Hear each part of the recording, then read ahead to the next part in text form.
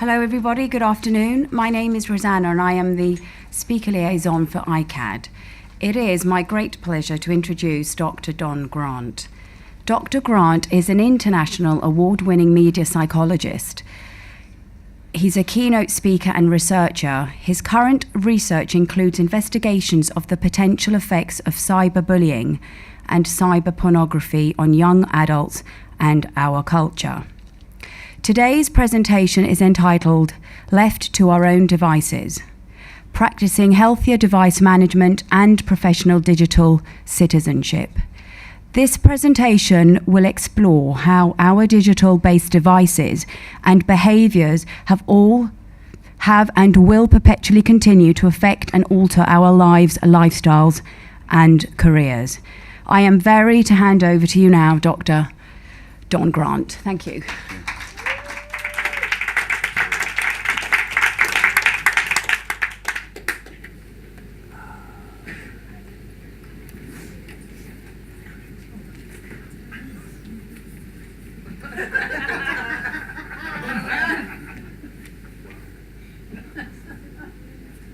There's no sound. Stau și la servici, pe profilul meu din Facebook se agăți gagici. Stau pe chat, vorbesc cu ele și mă dau viril și strâng recolta la Farmville. Așa că azi știi că poți să fii vedetă, poți să faci bani mulți și fără să faci chetă. Poți să fii tu un mare geniu, dar oricât insiști, dacă n-ai Facebook, nu existi. Așa că azi știi că poți să fii vedetă, poți să faci bani mulți și fără să faci chetă. Poți să fii tu un mare geniu, dar oricât insiști, dacă n-ai Facebook, nu existi.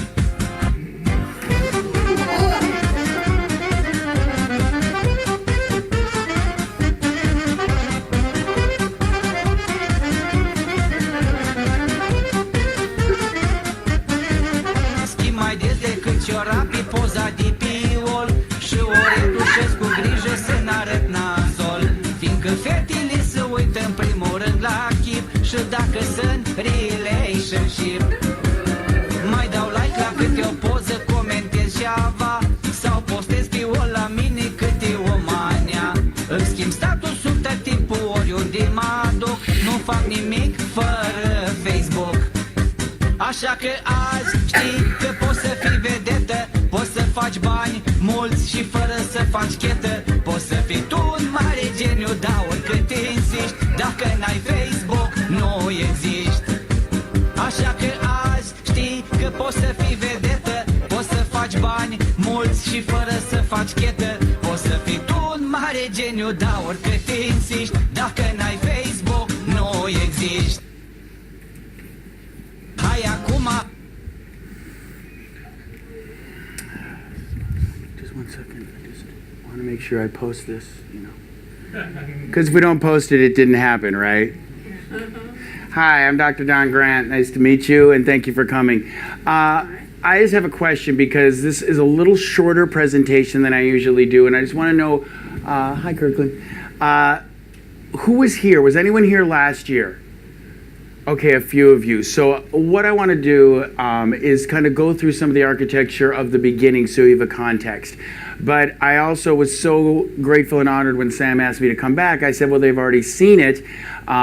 She said, come back and do it again. But I want to get to some things that are a little new. So for some of you who have not been in here, but for those of you who have not been in here before, I'm going to go through the beginning so you understand what I'm talking about. But again, you could walk outside and see what I'm talking about, go down the lobby, see what I'm talking about. Anyone in this room on his computer that I'm talking? But then I want to get into some things. Okay, so I want to lay some groundwork for you. And I'm just going to tell you that to keep you interested, because we all have the attention span of a goldfish, apparently now, I have some prizes. Because I have learned that prizes keep people interested. I speak at a lot of schools. And I can tell when I talk at schools, these kids are posting up and they're like, what is this thing I got to sit through? And they're dying to get back on Snap or Insta. But if I have prizes, suddenly they're rapt attention. But I want to go through some things that I want you guys to understand. And these are just some stats, and these are some ideas. Now, I also want you to know, I am not here to demonize technology. I'm not here to try to tell, I don't teach abstinence. I teach healthy device management and the practice of good digital citizenship. This is a new thing. We really didn't know too much about it until about 12 years ago. So we're learning. So I'm not trying to say that we should use devices. We all know we rely on them. We use them. And as augmented reality and virtual reality become more mainstream, it's just going to become more enhanced. But what my concern is that we seem to have forgotten these things are tools. So not something where we can use them as avoidance, not something where we use them as a way to distract ourselves, not as a way to hide, not as a way to create relationships that are not really cultivated or harvested face to face. These things are tools, and they're amazing. So I just want you to know, because everyone says, oh, Don's going to tell us, no, we shouldn't use them. And of course not. I use them. But I just want to remember that these are tools for us to use. All right, so a few things. I've got some concerns. I've got a lot of concerns. And now, I do a lot of research, and I try to be legit. But there's some interesting things that have come up, and they kind of happened and correlated at the same time as devices, and certainly millennial devices, became a thing. So, depression and anxiety amongst high school students and teenagers, which was decreasing for decades. We suddenly started to see an incredibly strange spike in them in 2012. And along with anxiety and depression, we started to see an increase in self-harm and suicide. One is too many. So we're trying to research and we're trying to figure out what is happening, what's going on. So, and now some of these stats, I looked for the ones, and I've got some stats later because I was trained by a mentor who's like a black belt in making sure you have legitimate sources. I was really looking, and I couldn't find anything that was recent enough for the UK in terms of what I'm about to talk about now, but in the next slide I'll show you the use and utilization in the UK. But for this, I'm talking about the United States. According to the National Institute of Mental Health, 30% of girls and 20% of boys, which is 6.3 million teens, have experienced anxiety or depression. Now, we also know these numbers are underreported because we're trying to reach a population for statistics that are minors. And so we have to statistically go up a couple of standard deviations, but 6.3 million teens have had an anxiety or depressive disorder. According to the Department of Health and Human Services, in 2015, about 3 million teens had reported and been treated for a major depressive disorder in the last year. Teen suicide is soaring. A study of pediatric hospitals released earlier this year, and a report from the CDC showed that suicide rates for adolescent boys and girls have been steadily rising since 2007. Okay, so we're wondering why, right? We want to know why. Well, there's a lot of reasons. And again, in the States, we look at a few things. We look at that it's the post 9/11 generation. So they were raised in an era of economic insecurity. They've grown up in a time where there's terrorism. In the United States, and this just happened a couple of days ago, this is the first generations of kids who just are accustomed. And I talk to my kids because I have a teen outpatient program in LA. They're accustomed to just expecting that a school shooting could happen. It just happened a couple of days ago. I'll hold questions for later. There was a shooting last week in Denver. Colorado. Yeah. Yeah, yesterday. Yeah. So they just know this. And I've been to schools, and I walk around schools, and I see the kids just posting up. They're like, what's up? And they're just doing their thing like we used to do. When I was a kid in school, maybe dating me, they would have us do these things where we'd have to get under our desks and put our hands over our heads in case there was some sort of, nuclear disaster, like that desk is really going to protect us. I use that experience, I cannot lie, to look over to Mary Humbert and say, what's up, girl? I was in like 5th grade. But we had those, and we were all worried about that. And now the kids are just standing in hallways when they have their school shooting trainings. This is not okay. But they know this. They had puberty at a time when technology was growing up with them. So social media, they became of age with that. That's what they knew. It was just facile and easy for them. I think they're overexposed and underdeveloped. They have access to everything all the time. So when I was growing up, we had news. It was filtered. We had maybe a couple of newspapers, a couple of newscasts in the TV, and maybe what we heard from our friends. But these kids now are seeing and scrolling, and it's being fed to them all the time. And this can be extremely scary to them. And they're sitting there in the dark, and they're seeing that the polar ice caps are melting, and they're seeing that things are happening in the Middle East, and they're seeing there's a school shooting, and they're sitting there and they're panicked, and they are not sure of a future. They believe that they need, in order to have a future, a Nobel Peace Prize by 9th grade to get into a basic low-end college. And they're comparing and contrasting with all of their peers who are creating these fake profiles to make themselves look better. And the kids are sitting there thinking, my life is terrible, I'm not achieving, and oh, I'm not a Kardashian. So this is what they're looking at. They feel detached, they feel disenfranchised, they have no club, they have no tribes, they don't know what to do. And they're all telling me they are bored. They have no idea how to sit with their feelings, which means that they don't have any time to sit and imagine. They just go on the devices and they're distracted, feeling lonely and disengaged. We also wonder why this may be happening, that in 2012, we started seeing this tremendously frightening rise in suicide and just depression. Well, this is just my theory, and I'm working on researching this because it takes a little minute to prove something. So in 2012, we started seeing this, and in 2011, Snapchat and Instagram were launched. I'm just saying. I'm also worried about a few things in addition. But I'm going to give you some things maybe you want to know. So, founding president of Facebook, Sean Parker, admitted they knew from the beginning that they were leveraging a flaw in the human psyche called the variable reward system. It's the slot machine thing. It's the thing why people sit at slot machines and they scroll and they scroll and they scroll because they don't know what they're going to get. They couldn't figure out how to do the pull handle, so they brought in some psychologists who came up with the next best thing. Swipe, swipe, swipe. Same action. Bill Gates believed the minimum age for a kid to have a smartphone was 14. Chris Marcelliano, one of the inventors of the Facebook push for notifications, has disabled his. He says he made a mistake.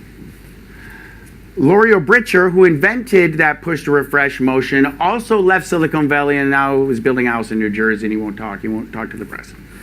Justin Rosenstein and Leah Pearlman, who invented the like feature, have disengaged theirs and said also, we have made an egregious error.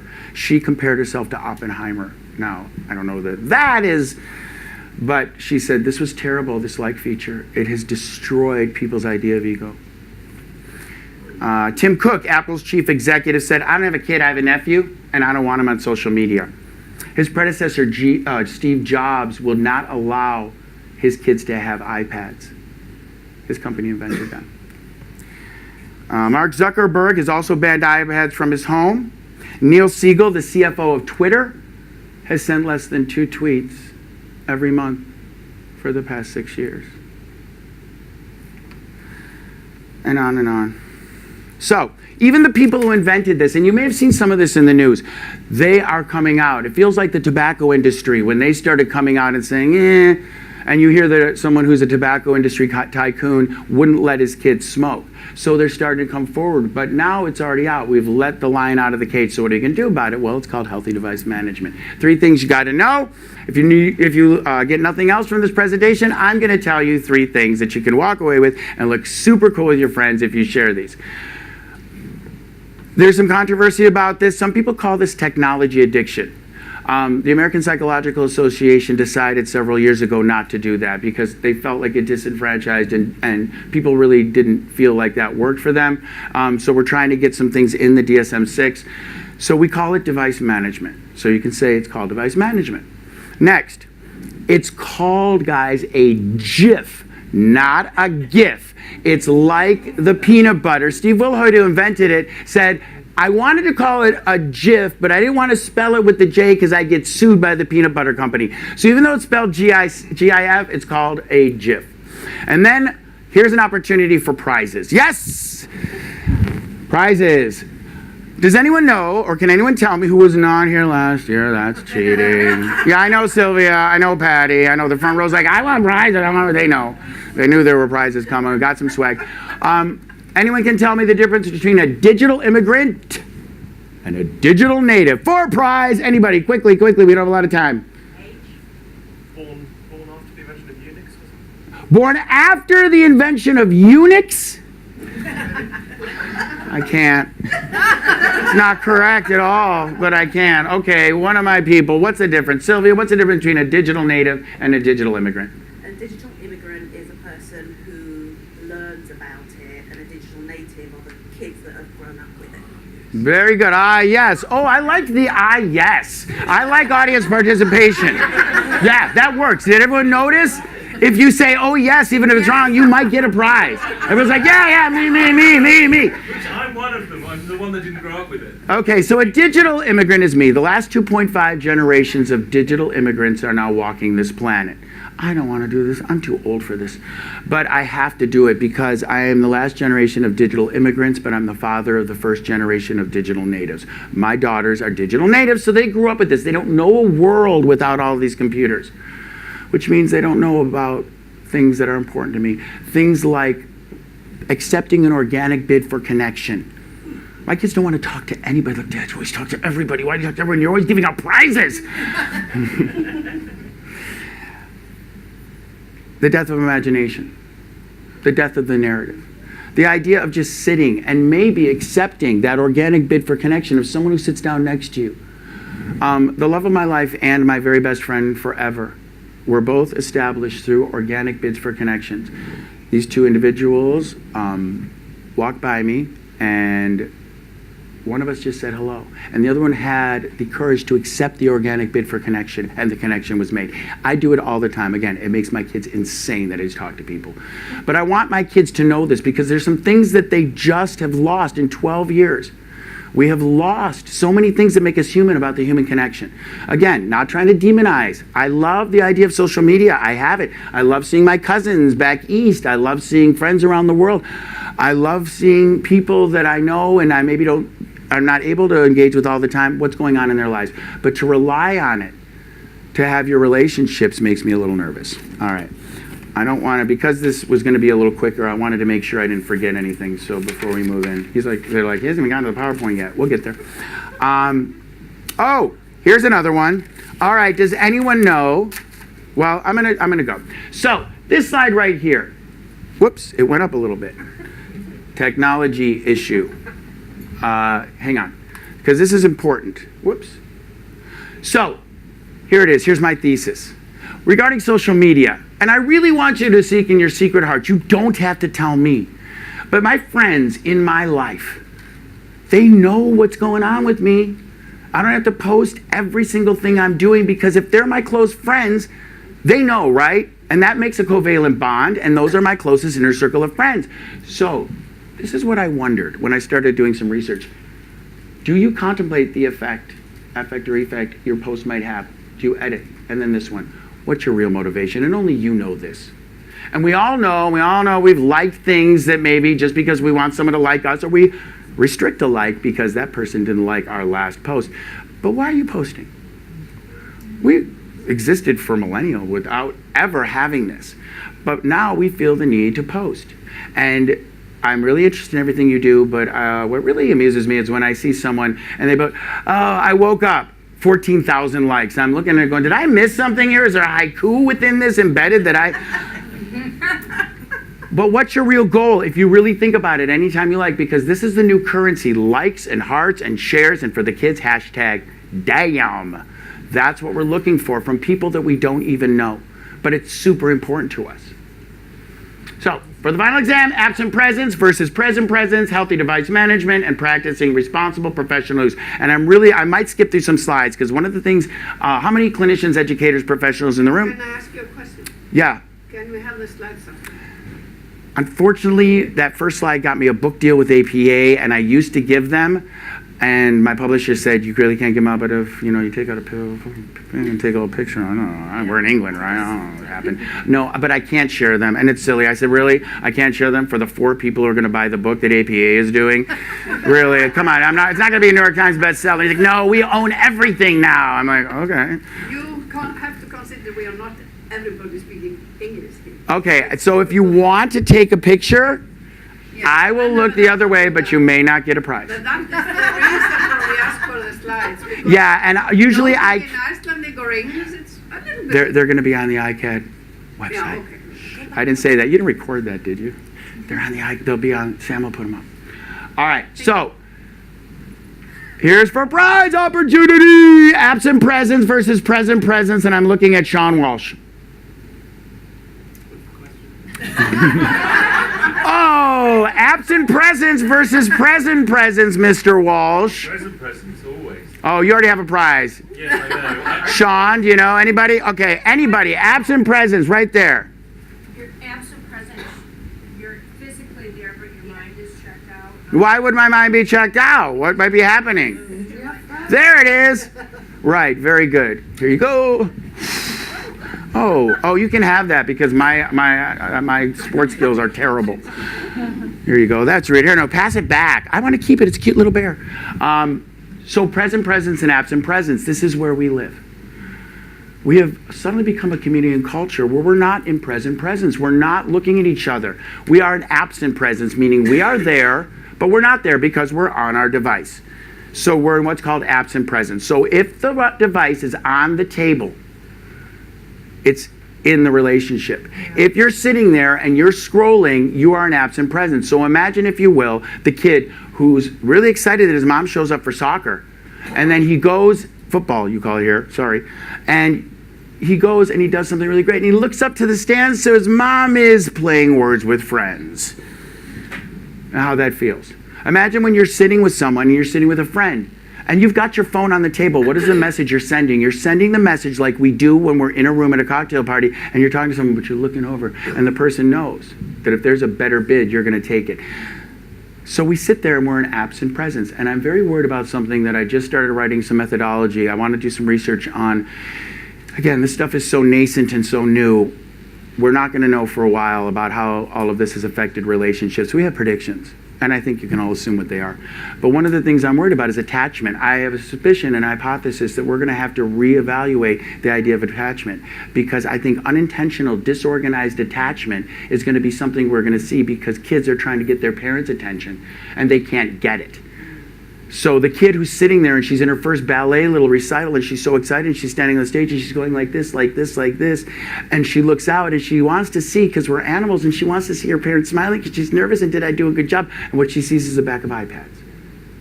Oh, I'm sorry. Is this inconvenient for you to watch right now, parents? I love this when I'm at a rock concert. And I see everyone watching the concert through the screen. I'm like, oh, I'm sorry. Is it not convenient for you now to watch it? Oh, you're going to download it later?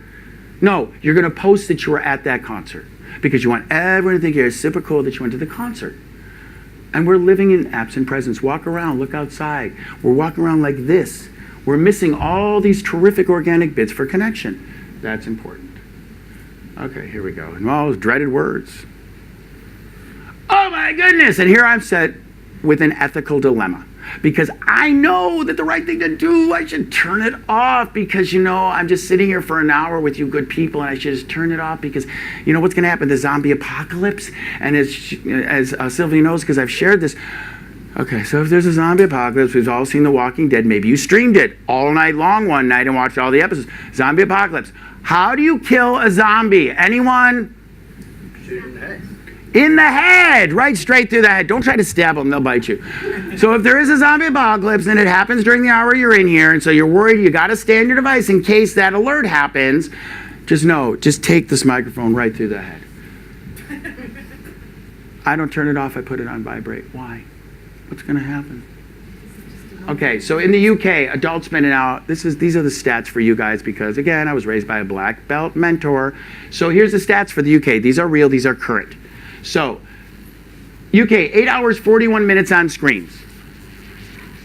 Silver swipers, you better go, you silver swipers. The 57 to 75, they have caught on. They figured out how to use the devices, and they are swiping. Hey, get your groove on, people. An octogenarian up there going, Tinder this, yeah. Who's got on grandma thing? It's really funny. Someone said to me, oh, they're like cougars. I'm like, no, they're like saber-toothed tigers. But they're on it. 25% of UK adults admit sending text or instant messages to friends or families while in the same room. Have you ever seen that? You're like sitting there. I won't do it. My kids try to text me from the other room. I'm like, okay. I just don't respond. And then when they ask for their allowance, I don't respond. Look how fast they pose up, like, Dad, hi! I'm like, oh, there you are. Yeah, let me send your allowance now. 66 of UK adults say they hate how much time. Okay, they hate it, but they do it. We all do it. This is global. I showed you that first video, which came from the Middle East. It's everywhere. 1 in 3 UK adults check their messages in the middle of the night and admit their overuse is causing rows with their partners. 10% of UK smartphone owners admit reaching for their phone as soon as they wake up. I don't know. It used to be that my last call of the night, or my first call in the morning, or my last hello, goodbye of the night in the morning was someone I loved. Now I gotta do it with my phone. It's my phone. I'm checking my phone, and I'm checking my phone in the middle of the night. Are you? I do. Me? No, I don't. I'm saying in general. Yeah. I can already tell. Here, I'm just going to give you a bunch of prizes. Here, just take all of these, because I can already tell she's trouble. Just take more. Here, have as many as you want. Cricket, who put you there? Jeez. All right. UK social media users, blah, blah, blah. All of these. All of these. I want to look at this one. Research by Nottingham Trent found that 1/3 of the smartphone notifications, you'll see in a later slide where I give solutions, turn off the alerts. First thing, you get that little hit. You're like, oh, someone thought of me. Oh, excellent. And we get a little dopamine hit because we get that little buzz and we think someone thought of us, and we reach into our phone and we look and it's like, now on sale, those shoes you were looking for last week at I'm like, oh, I thought someone was thinking about me. Turn off your alerts. You don't need them. Okay. I just like this because I spent and I always show this slide, and I always talk about this slide because one night a couple of years ago, I spent 3 hours tweaking on putting those brains in coffins and placing them there because I wanted them to look nice because I don't like using bullet points. So I just like putting this in because I wasted a lot of time doing that. So, truth. And here's where it starts. Oh my goodness. Ooh. How are you going to give this poor child a set of blocks after this? They're going to be like, what? No, I want some. These guys, you can tell they're going to be, these guys are already on Tinder. So they're doing, oh, cool, excellent. These are all real. And this is where it starts. And then there's that. It's the thing where you're sitting there and these are the things that are new that cause anxiety. So I am going and I hit something and then it's like spin, spin, spin, spin, spin, spin. I'm like, what's going on? I can't wait 30 seconds. What's going on? And I'm really smart. So I just keep hitting my computer. Boom, boom, boom, boom, boom, boom. Hit. Like it's going to make the spinning wheel go faster. And then I just get really impatient because it's been 32 seconds and I can't wait because I got the attention span of a goldfish and I got to get this going. I got this email out and so I think I'm smarter than this device and I just turn it off. I got you. I just turn off the computer. I showed you. I have to wait, wondering how long till I can turn it back on. And then I turn it back on and it comes up like, yeah, I got it now. And it's spinning wheel of death, spinning wheel of death, spinning wheel of death. And that spinning wheel of death makes me crazy because I need it now. Okay, so we get it, right? We all get it. You guys live in the world, you see the world. When I first started talking about this in 2010, people would be like, what is he talking about? I don't get it. And they're all still on their Blackberries. Oh, by the way, those of you who were alive then or aware, remember when we called it the crackberry and we thought that was funny? We did not even know we were prognosticating the future. We thought it was funny to call that phone that didn't even have any internet access. We called it a crackberry. We had no idea what was coming. So this is not what you do. This is true. Don't do that. Don't cut off your hand.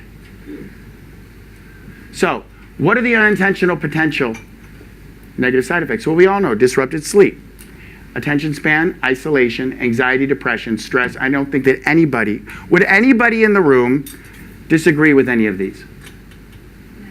Even for a prize? Just to be ornery? Good for you, because they're all true and more. And then there's this. This is where I'm just walking down the street and I'm I feel a buzzing in my pant, where my phone, cool, dopamine hit. Someone's thinking about me. Excellent. Oh, someone thought about me. It's so nice to be thought of. It's I just want to be liked. It's all about that. Someone's thinking about me and I'm pulling on my phone because nothing's there. But I felt it. I felt the buzz. That's really super weird. So then I'm walking along, and I feel it again. And I swear, it's like, is that a spasm? I'm like, no, dopamine hit. Because someone's thinking about me, and I look. So the problem with this cycle is that I feel this little phantom vibration, and this is real. Scientists are trying to figure out what this is. Women are saying that they're hearing it from their pocketbook. They're feeling it buzz. You know what happens when you're in a room or you're in an elevator, you're somewhere, and someone's phone goes off, and automatically you reach for yours.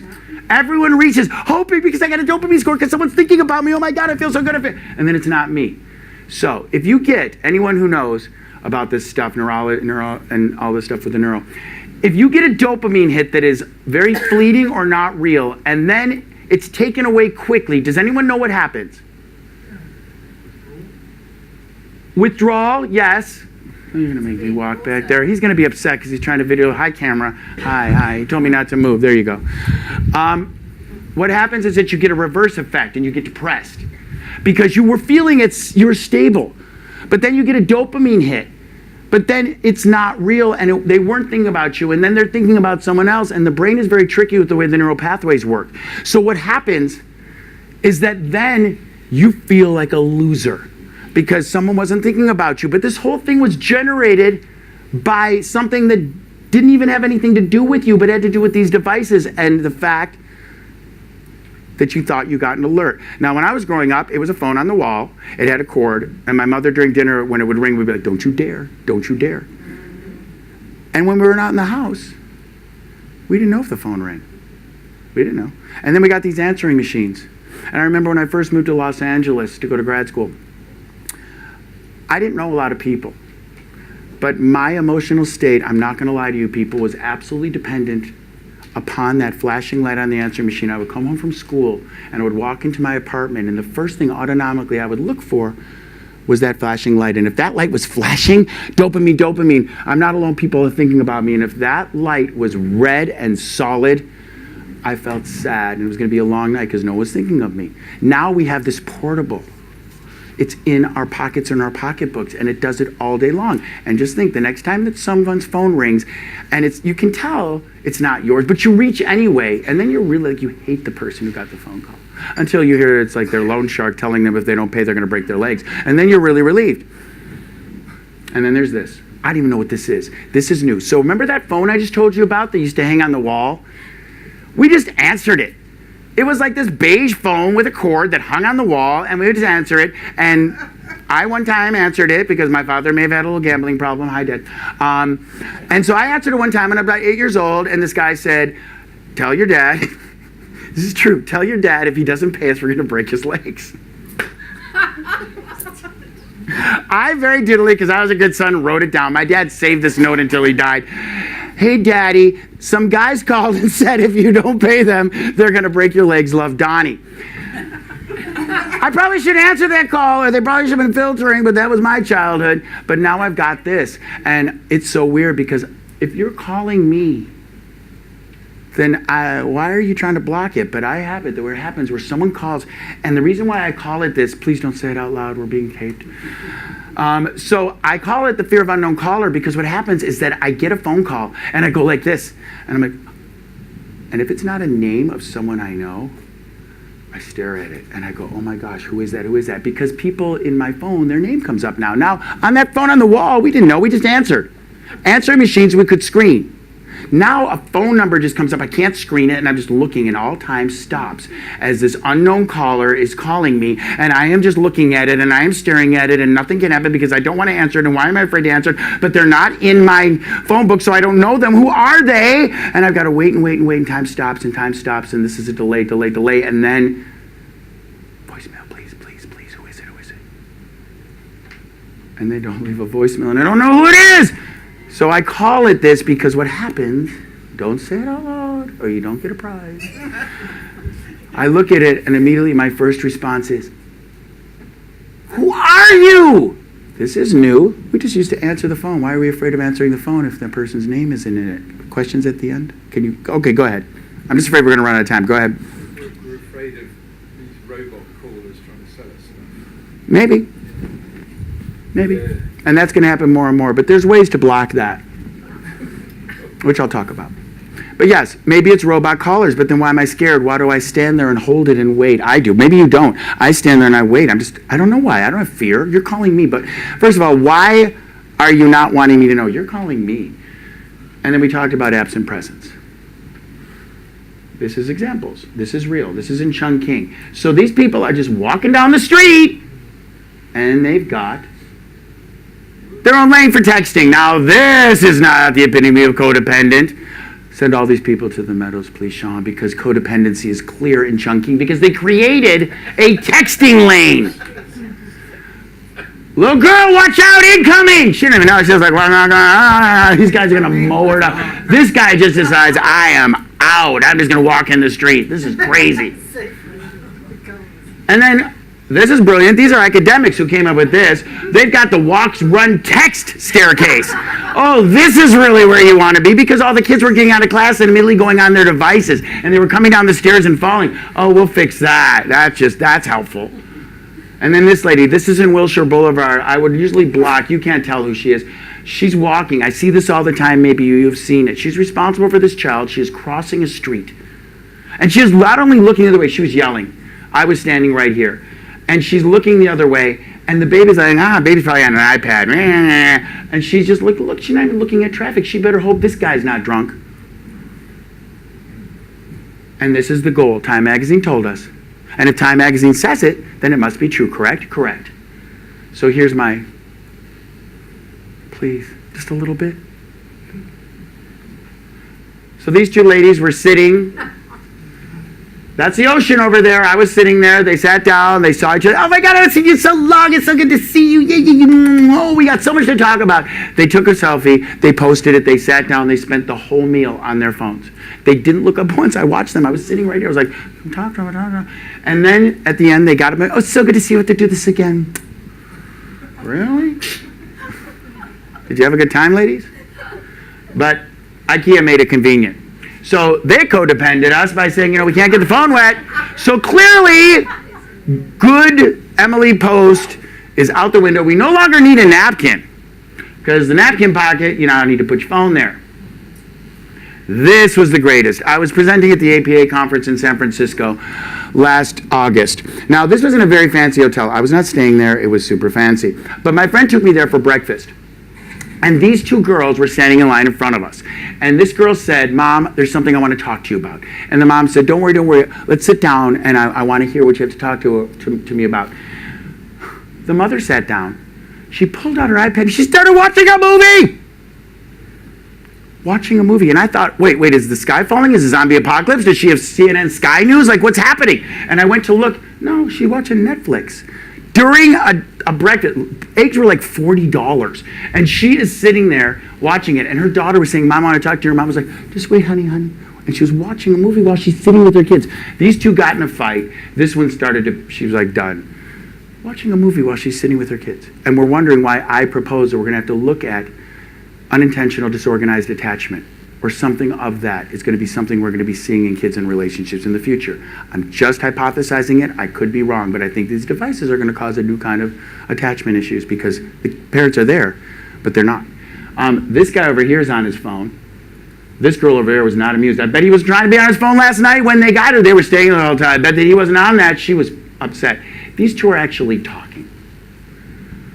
These two are talking. So, okay, for a prize, difference between FOMO and JOMO. Yes? Fear of missing out and joy of missing out. Fear of missing out, joy of missing out. Very good. What would be joy of missing out? Oh, I have that. Like, what would it be? It's when there's, well, for me, like, when there's so much posting and stuff going on, or people kind of doing stuff, and actually the joy of missing out is being able to be with myself and be calm and not have all of that. Right. Well, it's seeing all that. It's also something like this. Like Patty will post that she was in Don's presentation, and some of my friends back home are like, oh my God, I had to sit through that like 3 times. I am so happy I am not there. Social media rules. Well, that's rule number 1. Please do not confess to killing your boyfriend on Facebook. She got like, a few likes, but yeah, not probably a good idea. She got arrested, but she was super cool and an Insta star for about a second. The only rule is likes, right? We know this. It's all about likes from people that we don't know, that we don't remember, that don't really matter, but it's so important to us. So here's some examples. I blocked the names. What do you want? Back to what I'm saying. What is their motivation? This breaks my heart. Tell me, oh, she can't reply to anyone. Oh my goodness. There's a hurt locker setting up. Sally Field said this, you like me, you really like me.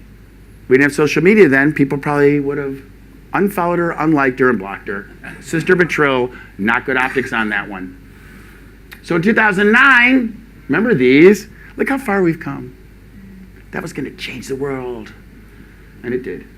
So now you want to be liked? I said to my kids, what do you want for the holidays? And I said, please don't tell me you want me to buy you Insta followers. Because you can. Zuckerberg says, Time Magazine, must be true, right? Well, 2 billion people. And you wonder why they're trying to monetize it. When Cambridge Analytics, it was found that they compromised everyone's Facebook and they got all of our data, why would they want to do that? Because they have access now to everything. So Zuckerberg says we're going to get these people. I mean, the people, well, looks like he might. This guy, he looks like he just saw the face of God. And these kids have distended bellies. They haven't eaten. Meanwhile, lunch is like walking around going, like, I'm not even worried. These kids are on Instagram and Snapchat. I'm good. I'm cool. Look at this.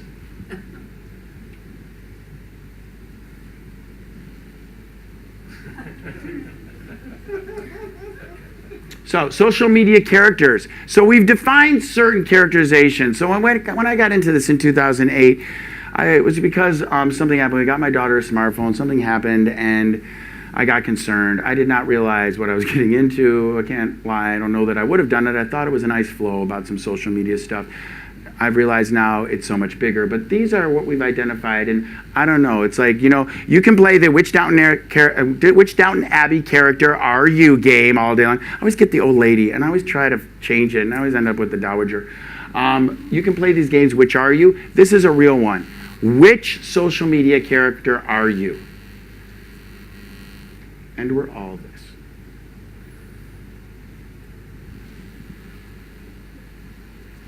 Again, I ask you the question. If you're honest, why are you posting anything? What do you need? And that's what I care about because I work with people and I really want to help them. So if you need this or if you've created a need for this, I want to know why. What's the deficit? What's missing in you? That you feel the need to get this approval, that you're sitting there in the dark or you're sitting there and you're constantly, when you post something, checking, and your emotional stability and your feeling of how your value is based on how many likes you get. And what we don't realize as we're sitting there is that we're so busy trying to cultivate and harvest likes, we don't realize how many people aren't liking us, aren't not liking us, but judging us. And this will become important in a minute. Really? 4 people. No wonder they're bummed.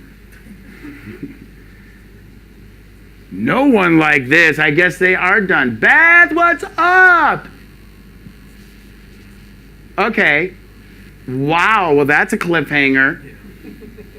Okay, Deb, something bad happened, but we'll just wait for you to show us the next episode.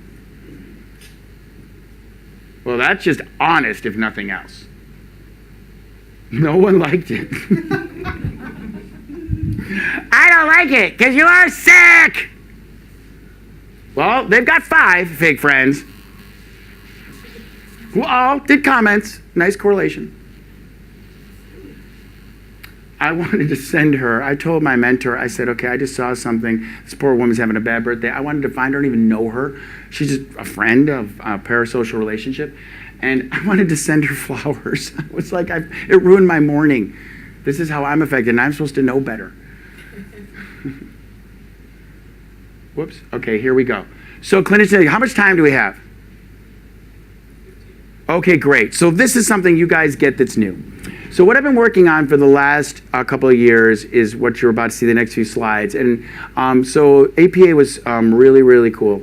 And a couple of years ago, they created something called the Device Management Committee for me based on my research. And I got to pull some really cool people. And I got some of the people I thought really know about this. And we formed this committee. And what we're doing, and you guys have it first, this is something really, the next couple of slides I'm going to ask you, please do not take pictures of them. Now everyone's going to want to. My committee in August at the APA conference in Chicago is going to be presenting our 12 suggested guidelines for professionals and educators in terms of social media and media. These are embargoed in the States. I figured I'm in London. It's like kind of trying to show up out of town and then bringing it to Broadway. So no one has seen these yet except my committee, but I want to share them with you because I think they're important. So, and then my committee, we came up with like 40, and then we just kept editing, and we came up with like a number, and they said, well, how many do you want to do? I've been in recovery for a long time. So of course, and they're not, but I said, well, I think we should do 12. We're going to do 12 guidelines, APA suggested guidelines for professional engagement. And they're like, oh, like a dozen. I'm like, uh-huh. Anyone in recovery knows why I chose 12. So this is what we want to know, because clinicians, doctors used to cut out their addresses in waiting rooms, in magazines, of people they delivered. They would cut out their addresses. And now we as clinicians and educators are just posting everything about us, and we need to be careful and know even as many filters as you have, we can be discoverable. So I'm going to tell you a couple of stories quickly of people who have called me and asked for help. So a woman calls me who's an educator, and she works in, this is in America, she works in California in a school district that is extremely Republican. She is a diehard Democrat, and without thinking, she kept posting her views about some things going on in the Republican Party in the elections, and the principal was getting phone calls. And he finally had to call her in his office and say, I'm getting a lot of phone calls. I don't know what to do because these parents are calling me and telling me they don't want that teaching their kids. She wasn't mindful. Another person called me and needed some help. It's like the Roseanne story. Needed some help or just posted, I really love my job, but the commute is too far. Her supervisor called her in the next day and said, I really love that you love the job. The commute's no longer a problem. You're terminated. A psychiatrist who I work with who does a lot of high-profile cases, but he also does pro bono in a prison, was used to joke with me and say, Don, oh my gosh, my inmates, they hate me. I won't give them the medication that they want. They hate me. They're going to shiv me. And I said, okay. He's posting all over social media where he lives, where these kids go to school, his new Maserati, when he and his wife and the kids check into a movie theater. And I said, Doc, what are you doing? Some of these people are going to get paroled, and they're dangerous. They're felons.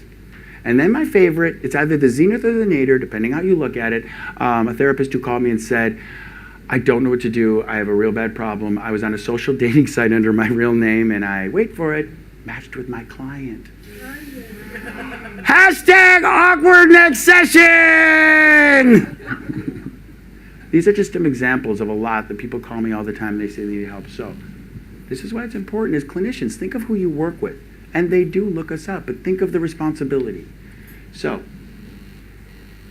you need to be careful. Please spell everything right. I say educators and teachers. One of my kids' own teachers, like her grammar and spelling, great teacher, was always awful. I'm like, no wonder my kids can't spell. Oh, good, there's spell check. Because I'm also worried about memory, because now we don't have to worry about memory. The kids have no memories. I don't have a memory because everything's in our phone. When somebody, oh, who was that woman who's in that movie? We don't even bother to try to work our muscle memory. We just look at it. I'm worried that in the future, that piece of our brain in the executive functioning about memory is going to start to shrink a little bit because we don't need it. That scares me. Okay, here they are. Shh. For the first time ever, these are going to be the suggested guidelines for professional use and utilization for us. That my committee, we're going to announce it at APA Chicago. But you never saw this. So the APA Code of Ethics should be applied for digital. And each of these are just what we came up with as little like snaps to remember. So we were going to go through Code of Digital Conduct, posting is permanent, authenticity is vital, digital professional. So those, don't worry. We just came up with little short things that are going to be in the front of the thing we're going to do. So I want you to really, really check these out. And then I'm interested in what you guys think, because this is beta test. We're trying the show out of town. And if we have to cut a song, we can do it. So you want to follow the APA Code of Ethics. You want to be mindful that even with the strictest of privacy settings, there's no guarantee your content will not be accessible. Always exercise sound judgment before posting. Remember that once something is shared, it is archived forever. Yes, even Girls Gone Wild, Calbo 2008. Get rid of those pictures. It'll still be there, but your clients, your students, their parents, they look you up. Referrals look you up. And there are people that I've looked at that I wanted because I'm hiring people, right? I don't look at their resume anymore. What do I look at? First thing I go to when someone wants to work for me. Do I look at their resume? No. What do I look at? You? Facebook. LinkedIn, Facebook. I check out their social media because I work with kids and I know their parents are going to. Their resume is probably great.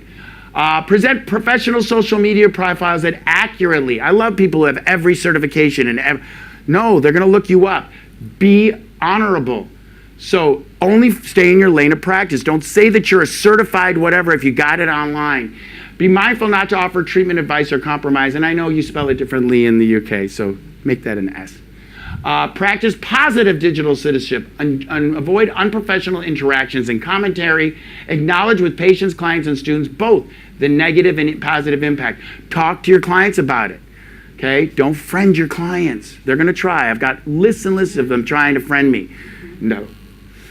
Beware of copyright practices. Anything you put up there, any kind of archive, any collateral, beware. Copyright laws. And they're going to only get stricter. YouTube has taught us that. So beware. Before posting anything, make sure copyright clearly defined to your clients, your student, your staff, and employees, your practice or organization guidelines. So I tell my clients, I tell my staff, one of the things, I can't make you do it, but I want to talk to you about, because we work with kids, your social media, because the parents are going to look at it. So no, I can't have a primary therapist, who's writing or doing some things that are going to make the parents upset or controversial. I don't want the calls. Again, I can't tell you what to do. I just want you to be thoughtful and mindful because you've agreed to work within my organization. If I hire you, you represent my organization now. If, which they do, they put, I work at Resolutions Teen Center. So if they put, I'm a primary therapist at Resolutions Teen Center and then doing tequila shots in Cabo, not okay. Do what you want, just take the affiliation off of your social media that you're affiliated with me. That's fine, do what you want, or use a nom de plume. Maintain personal social media participant engagement guidelines for yourself. So don't just say you're going to do it yourself as well. They can't come back at you. Carefully consider the potential risks of soliciting or accepting bids with patients. You can do what you want. Some places you can't. That's up to the organization. But think about we have a veil of transparency before you accept, because they'll all try to friend you and follow you. If you unintentionally post an error, we're human. Immediately offer a redaction, retraction, or correction. Remember that even if you delete content, it may have been verified or saved. But if you make a mistake, just fix it.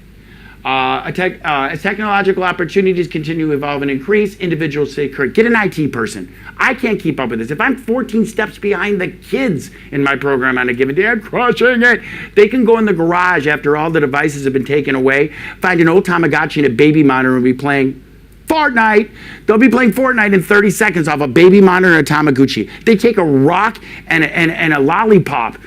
I don't know how they do it. But get an IT guy so you stay ahead. It's true. You know it's true if you have kids. Remember that your online engagement represents your brand, and that's professionally that of any employers. So these are going to be the 12. You never saw these. But this is what we're going to be saying, I believe, and this will be sanctioned. This is going to be the APA suggested guidelines. 12. I think it's funny. My recovery friends will like it. The 12 guidelines that APA will endorse for professional engagement of our membership. Cool? You never saw it. Good digital citizenship. These are the basic things. Put them through these 3 gates like Rumi said. So Rumi had passed through 3 gates. Is it kind? Is it edited? What am I trying to achieve? What are my real goals? Could this post offend anyone? Am I doing it to offend someone? Am I trying to get the attention, thank you, of that ex? We all manipulate this stuff and we all get manipulated by it. What could be the consequences? Think of what the consequences. Don't impulsively post. It's a good idea to post today. It's a good idea to post tomorrow. Do not do that walk of digital shame the next day when 3 o'clock in the morning, when you were feeling hungry, angry, lonely, tired, upset, distracted, and you posted something because you were in a mode. Wait for it if you're not sure. That's what I ask you to follow. It's basic. You can filter through. And that's another thing I want to ask you, I want to tell you when we talk about the kids and we talk about why social media is so dysregulating. Usually when I talk to schools or I talk to certain parent groups, I'll say, I got one thing to say, it'll tell you everything.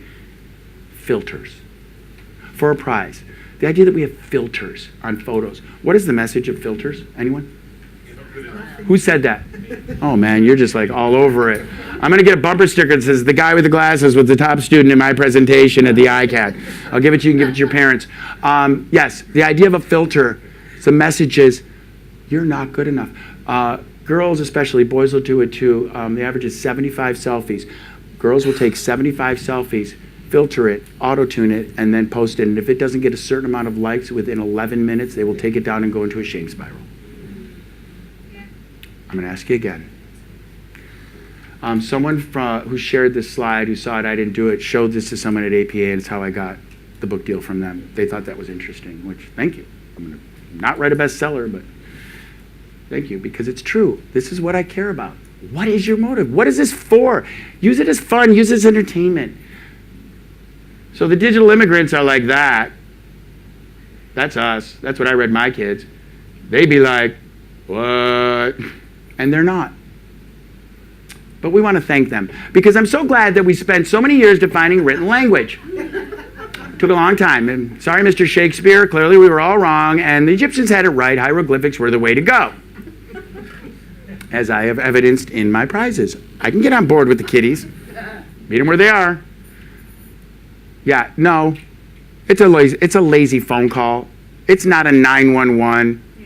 So you don't need to reply. People who know me, my basic term of relationships when I teach them, we teach people how to treat us, and they teach us how to treat them. I believe this is a foundational architecture of every relationship. It's why we have different boundaries. As we learn about each other, we learn what's okay. Can I show up late? Can I tell this person something?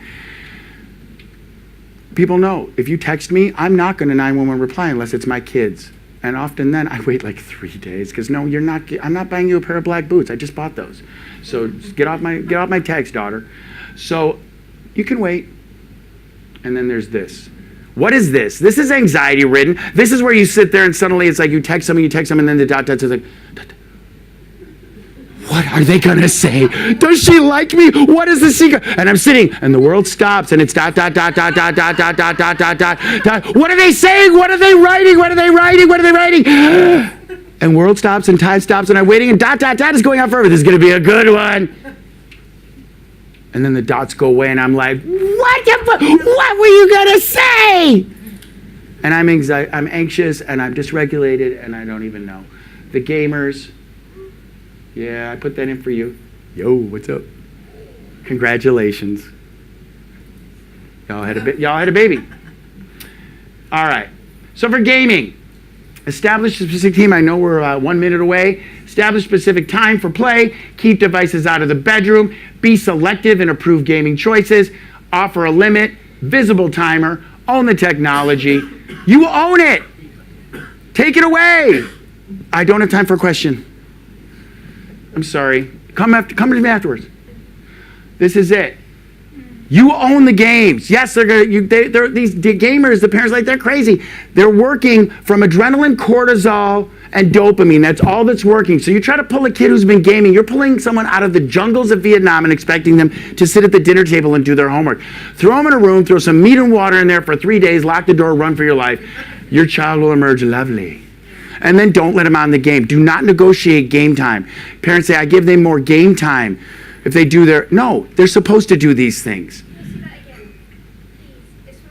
No, come up to me afterwards. I'm running out of time. Just come up to me afterwards. Cyberbullying, big, huge problem. Whole thing I'm researching now. If I do this presentation, you see me again, I'm probably going to be doing a lot on this. I don't have all the research yet, and I want to be legit. This is huge. Kids are sitting in the dark, and they're being vilified, terrified, and persecuted. So there's different kinds. There's all different kinds. They're very crafty. They're very, very crafty with the way that they cyberbully each other. It can be very subtle. Be aware of it. If your kid seems weird, try to talk to them or get someone to talk to them. Something's going on, and it could be this. So, cyber porn is a whole other thing I'm researching right now. No one wants to talk about it. You better talk about it. You better know. 8 years old, 9 years old, 10 years old, 11 years old, these kids are seeing things. You think they don't want to. They are. Girls are sending pictures. Boys are trading them. And by 15, these boys want their girlfriends to go 50 shades of gray because they're so desensitized. I work with kids. You can try to not believe me. It's true. It's happening. I'm worried about what it's going to do to the generation of intimacy, as we also had in Swipe. So here it is. Here's what I see. People say, I do trainings on this. I do a lot of talks on this, but they say, what are the bullet points? Here they are. Investigate, educate, participate, communicate, moderate, appreciate, and validate. That's what it is. How you do it with your children or the people you work with is yours, or have someone they trust, or this is what it is. Investigate, educate them. You need to start this from the beginning. You gave them that first device. You gave them that first phone. You paid for it. Start it when you give it to them. Lay the ground rules. Start the communication. It's too late to do it when they're 15 years old. But you pay for it. You gave it to them. I'm sure they really leveraged you to get it. Put the conditions on it in the beginning. This belongs to us. We're going to do this together. I'm going to respect some of your privacy, but you got to do it when you give them the first device. Yeah. Okay. We're going to skip it. Or that. That's what happens. This is my biggest fear. It's going to be me. She won't even be there. She didn't even know me. She thought she was in the funeral next door, or maybe they were giving away swag. Thank you. Want to be legit. Look at her. She's got it. The silver swiper. She's on it. Oh, wow. What a novel idea. This is a friend of mine. She says I can use this picture. She says, she's been in many of my presentations. She said, you don't have to cover my face. Her daughter was not amused. She was waiting to eat, and she was working. Thank you very much to everyone.